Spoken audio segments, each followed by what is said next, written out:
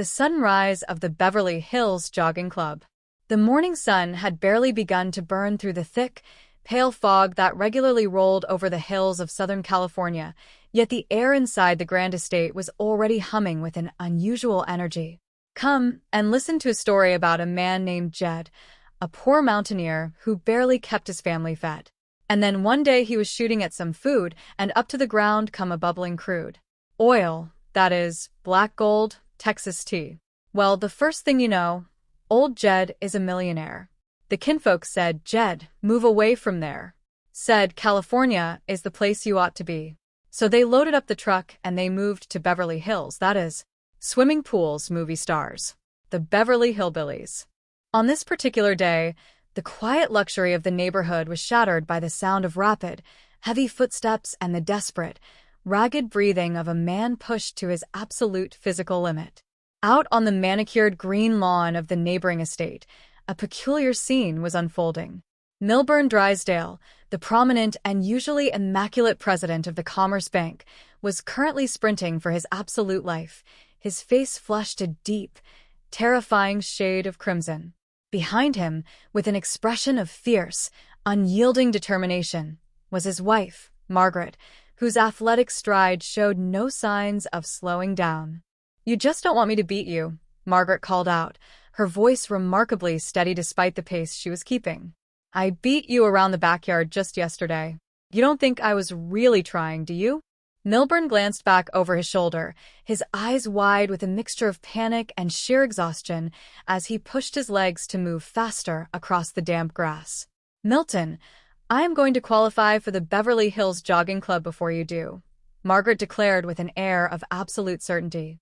"This time I am really going to beat you." Across the property line, standing by the edge of the porch, Granny was watching the entire display with a deeply furrowed brow and an expression of profound concern. Her sharp eyes followed the frantic movements of the banker as he dodged around hedges and flower beds. "You sound like a scarlet dog," she muttered under her breath, turning her head as Jed Clampett walked out to join her on the porch, holding his old hat in his hand. "She is chasing Mr. Drysdale around the backyard," Jed remarked, scratching his head as he watched the distant, colorful figures blur past the rose bushes. "Chasing Mr. Drysdale?" Granny asked, her voice rising in disbelief. "Yeah, she done caught him once," Jed said matter-of-factly, squinting into the morning light. "She stripped him right down to his underwear." Granny gasped, her hands flying to her hips in sheer outrage. "Why would she do that?" she demanded. "Must have done that when she was strangling him," Jed replied calmly, as if discussing the local weather back in the mountains. "Strangling him?" Granny repeated, her eyes widening. "Yeah, his face is all red," Jed continued, nodding slowly. "His eyes are bulging out. You could use his head for Halloween." "I just can't believe it," Granny said, shaking her head in utter amazement. "Why, you will believe it when you see his tongue hanging out," Jed told her, pointing toward the edge of the fence. "It looks like he hiccuped his liver. Come on if you have got the stomach for it." A medical crisis in the backyard. Meanwhile, on the other side of the hedge, the great pursuit had finally come to an abrupt and spectacular end. Milburn Drysdale had collapsed entirely onto the manicured turf, clutching his side and gasping for air as if every breath might be his last. Margaret stood over him, looking down with a mixture of annoyance and complete disapproval, her hands resting firmly on her hips. "Always thinking of yourself, Milburn," Margaret sighed, looking down at her defeated husband. "Why couldn't you collapse on the walk? You know those grass stains will not come out of your clothing." "You are all hot, Margaret," Milburn groaned, his voice weak as he rolled over slightly on the grass. "I've got a terrible cramp in my muscle." Margaret scoffed, crossing her arms tightly. "What muscle?" she asked pointedly. "You have got a spasm in your flab." "Margaret, you are absolutely killing me," Milburn cried out, holding his chest. Just then, Jed and Granny came rushing through the gap in the hedge, their faces filled with neighborly concern. "Jed, we got here just in time," Granny whispered loudly, nudging Jed with her elbow. "She's going to grab that other leg of his and make a wishbone out of him right then and there." Maybe it is some sort of a game, Granny, Jed suggested softly, trying to maintain a peaceful perspective on the matter. Well, if it is, there is going to be an undertaker keeping score, Granny retorted firmly, lifting her apron as she prepared to march right into the fray. I am going over there right now. Granny, Jed said, reaching out to catch her sleeve to slow her down. If Mr. Drysdale ever found out that we have seen this, he would never be able to hold up his head again in this town. Well, if we do not stop her, he is not going to have no head to hold up, Granny said, pulling away. Come on, Granny, Jed urged. You do not want to stop a fight. You just want to get in on one. Oh, you've got an evil mind, Jed, Granny snapped back, though she paused her advance. Jed, please, at least let me claim the body. That brute of a woman will bury him in his underwear. Milburn, still lying on the grass, managed to lift his head slightly to address his wife, trying to regain some semblance of his professional dignity. Now, stop worrying about me, he said, his voice trembling slightly. The only thing worrying me is whether or not we will be accepted by the Beverly Hills Jogging Club. All the best people are in it, Margaret. It will help us socially. Margaret looked down at him, her gaze narrowing with deep suspicion. Milburn, do you always have to have an angle for everything? She asked. I am joining this club strictly for health reasons. Milburn groaned as he dragged himself up to a sitting position. You want the members to put their money in your bank, she added. So what is wrong with a healthy bank? Milburn shot back, defending his lifelong passion. I will be at the office. Granny's judgment and the sins of the neighborhood. Back inside the safety of the Clampett mansion, Granny was pacing the kitchen floor, her boots clicking loudly against the polished wood. She was still deeply disturbed by the display of marital athleticism she had witnessed next door, and she was not about to let the matter drop easily. Jed, there is only one person to blame for that violence next door, Granny said, stopping her pacing to point a sharp finger at him. Who is that? Jed asked, looking up from the table. You, Granny declared firmly. Me? Jed asked, completely bewildered. You stopped me from scrapping with Miss Drysdale, Granny reminded him, shaking her head. You did not see her acting up like this when I was whooping her regular. Oh, Granny, Jed sighed, shaking his head at her logic. Spare the rod and spoil the neighbor, Granny insisted, nodding with absolute conviction.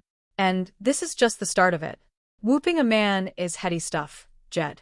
First her husband, then it will be the postman, the garbage man, and the newspaper boy. Granny, I still got a feeling we do not know all the facts about what they were doing out there, Jed said calmly. Well, I know one fact, Granny said, leaning over the table. We is getting Ellie Mae and Jethro out of this neighborhood right now. Here I am over here setting an example of meekness and kindness and Christian forbearance, and that husband-beating hussy over there is tearing down everything I am doing over here. She suddenly winced, rubbing her lower back. Oh, ow. Granny, Jed said with a small smile, you get any meeker, you're gonna break some bones. Don't make jokes, Jed, Granny snapped. Oh, Granny, Jed said softly.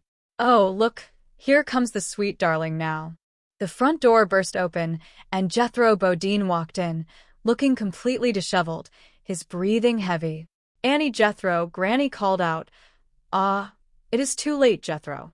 She has done been bit by the beating bug. You beat Jethro?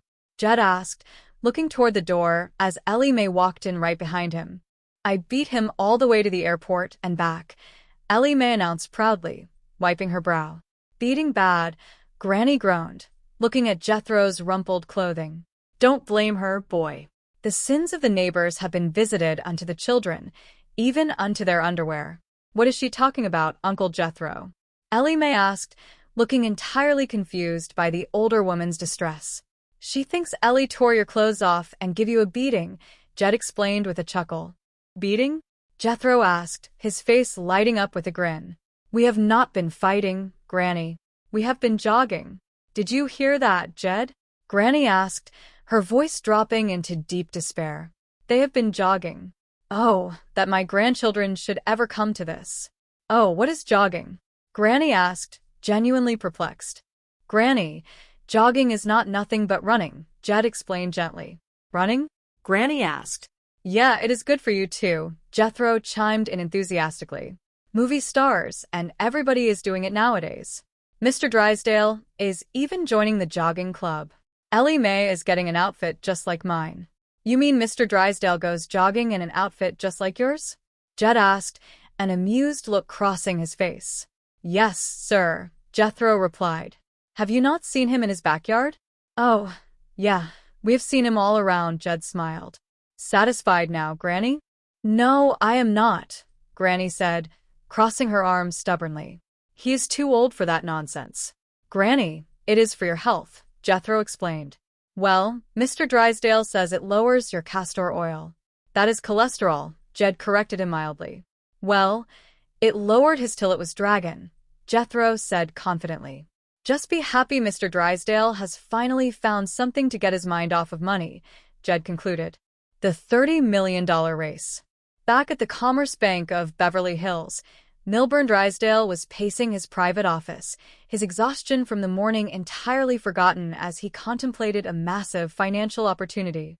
His loyal secretary, Miss Jane Hathaway, stood by his desk, watching him with an expression of profound skepticism. Oh, this idiotic jogging business is gonna get me $30 million, Milburn exclaimed, rubbing his hands together in pure financial glee. $30 million? Chief, that is ridiculous, Miss Hathaway replied, adjusting her glasses. What does the name Jason Detweiler mean to you? Milburn asked, pausing to look at her. $30 million, Miss Hathaway answered promptly.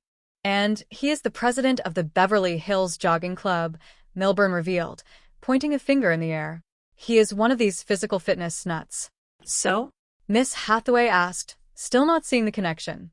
So this is my big chance to grab off that $30 million account, Milburn explained, leaning across his desk. I happen to know his own banker, Carl Wagner, will not go jogging with him. You also happen to know that Mr. Wagner is 84 years old and has to walk with a cane, Miss Hathaway noted dryly. Isn't it beautiful? Milburn beamed, completely unbothered by the ethics of the situation. Chief, I hope you choke on that $30 million, Miss Hathaway said with a sigh.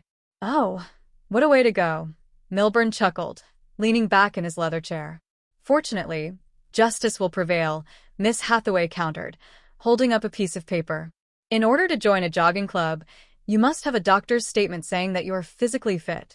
With your freaky up and down blood pressure, you will never get one.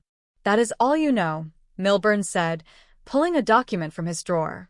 I have one right here. Just sign it. Me? Miss Hathaway asked, stepping back. Just scribble your name right above where it says MD, Milburn urged, shoving a pen into her hand. But I am not a doctor, Chief, she protested. But no one has ever been able to read a doctor's handwriting anyway, Milburn insisted. Just sign it. Chief, I absolutely refuse, Miss Hathaway said, dropping the pen onto the desk. Okay, Milburn said, narrowing his eyes as he thought quickly. I know a brain surgeon who will sign it for me. What brain surgeon? Miss Hathaway asked, highly doubtful. Jethro, Milburn declared triumphantly. Jethro Bodine, Dr. Daisy Moses, and the medical precision instrument. A short while later, Mr. Drysdale and Miss Hathaway arrived at the Clampett mansion, hoping to find the young man. Instead, they were greeted by Granny and Jed in the living room.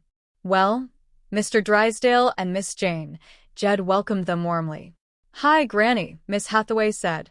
Is Jethro here? Milburn asked, looking around the spacious room. No, he is not, Granny replied shortly, still harboring her suspicions about the neighbor's activities. Well, I will be back then, Milburn said, turning to leave. Oh, wait, Chief, Miss Hathaway interrupted, a mischievous glint in her eye. You are in luck. Granny here is a real doctor. You need a doctor? Granny asked, her medical interest suddenly piqued. Oh, no, Milburn stammered, backing away. Oh, yes, he does, Miss Hathaway insisted. Show her the statement, Chief. What statement? Granny asked, stepping forward. Well, it just gives me permission to jog across your property, Milburn lied quickly, holding the paper tightly.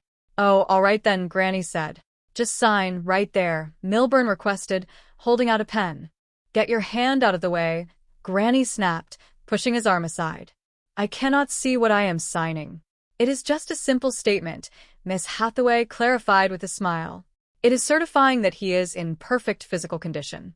Oh, Granny said, her demeanor instantly shifting into professional seriousness.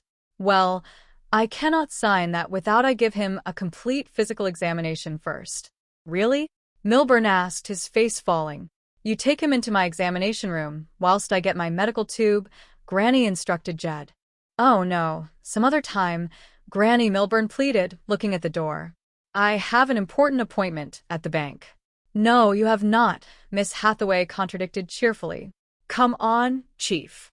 You are going to pay for this, Milburn muttered to her as Jed led him toward the back room. No, he is not, Granny called out behind them.